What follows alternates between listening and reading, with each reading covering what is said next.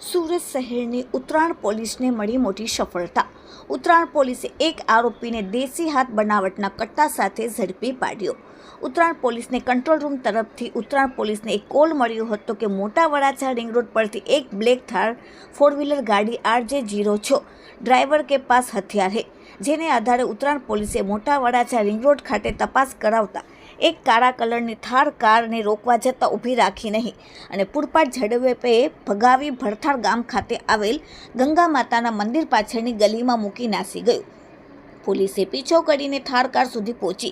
ત્યારબાદ થાર ગાડીની ડાબી બાજુના દરવાજાનો કાચ તોડી દરવાજો ખોલી ગાડીમાં જોતા એક RC બુક, ડ્રાઇવિંગ લાયસન્સ, એક મોબાઈલ ફોન, એક જીવતો કાર્ટીજ અને લખાણ અને સ્કૂલના સર્ટી કોડી ચેકબુક મળી અને થાર કારનો ચાલક ફરાર થઈ ગયો હતો।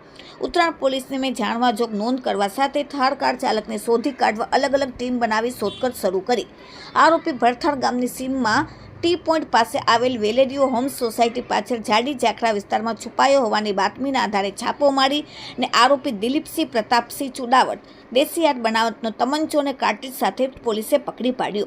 આરોપી ઝડપાતા ઉત્તરાયણ પોલીસે અને રાજસ્થાનના 3 જેટલા ગુના પોલીસે ઉકેલી પાડ્યા છે। Bureau report, daily India TV, Surat.